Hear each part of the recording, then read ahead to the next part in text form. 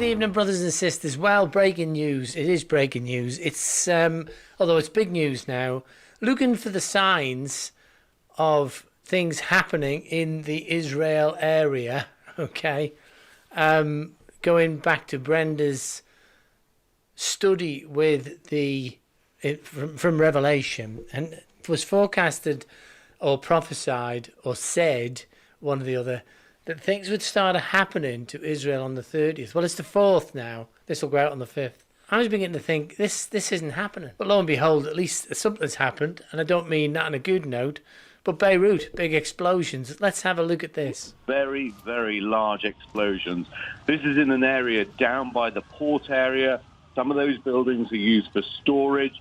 What we saw, first of all, from some of the videos appearing on social media is a series of small explosions, or the sounds perhaps of fireworks going off. And then one of the cameras captures from the distance, all this video still needs to be verified, what can only be described as a massive explosion, certainly one of the largest I've ever seen. It throws a mushroom cloud up into the sky. Windows are blown out, the facades of buildings are blown out, and the damage is extensive. I've even seen someone in Cyprus, which is an island out in the Mediterranean, saying they heard and felt the shockwave from that explosion. I've seen video of it from multiple angles. The question, of course, is what actually happened. Was this just a fireworks storage area?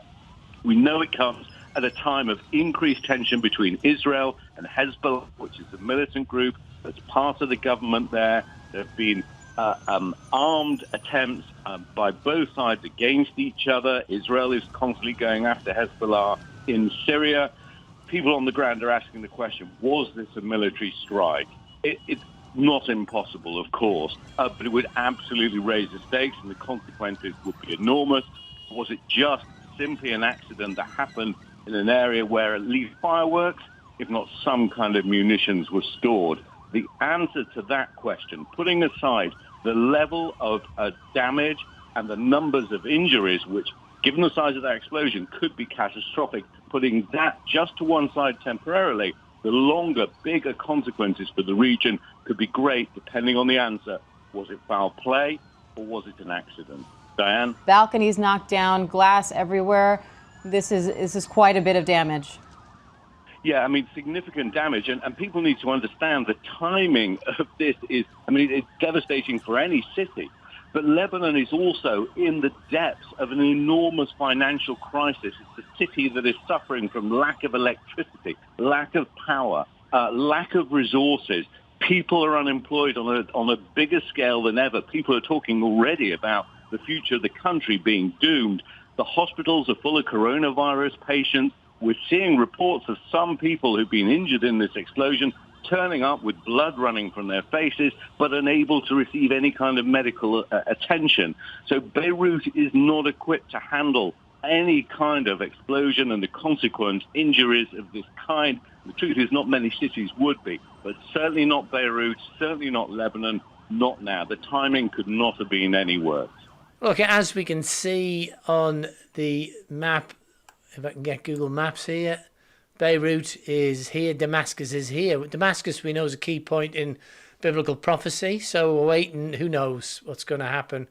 But, you know, if you've got any news, this was sent in by Janine on the comments. Do send me breaking news at petesplace101@gmail.com. Any breaking news like this, especially around the Israel area over the next month, September, who knows? We'll see it full on. But apparently there were dozens dead and thousands wounded in Beirut. Don't know, there's not a full report coming out as yet. Was it misbehaving? Was it something like that? But as you can see, we can have a look at Beirut, if I can blow that up enough. It was in the dock area, I think down here somewhere. But as I say, if we look at the whole map, we can see Damascus not far away. And that's, as I say, a key point. But if we zoom right out, we can get a perspective of where we are, okay? In the Lebanon, just south of the Lebanon. Okay, brothers and sisters, now what this is about is looking for the end time. The end time, as in Bible prophecy, 54 prophecy. 54 prophecies have been fulfilled since 1948. 1948 being the biggest one, that in Israel would be made a nation in a day, and it was. It was declared a nation. That puts us onto the signs of the end time, because it says within this generation, for one example, which is a good indicator. And then we know that certain things are going to happen, and these seem to be happening, and that's what we're about. Now, this ushers in the end, which is the tribulation. It's not the end, but it's the tribulation. It's the end of what we know. And it is called Jacob's distress, Jacob's trouble, whichever version you're reading in. Now, we are Christians. We are born-again Christians, heart-filled with Jesus. And we hope, pray, and account ourselves worthy to be gone away before all this happens. If you want to do this, if you need to get out before all this happens, then it's time to confess with your mouth to Jesus, Lord, and believe in your heart that God raised him from the dead, and keep these things in your mind and move towards sinlessness. You'll never do it.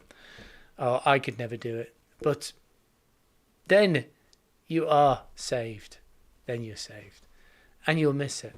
If not, you will go through 7 years of like the world has never seen before. You'll know it's happening. And you can still be saved. But you're going to have to accept Christ through the tribulation. And you're going to be heavily persecuted and going through difficult times. But I'm sorry about that, brothers and sisters. Just breaking news. I'll just say, may God bless you, keep you, make his face to shine upon you, be gracious to you this day and always. God bless.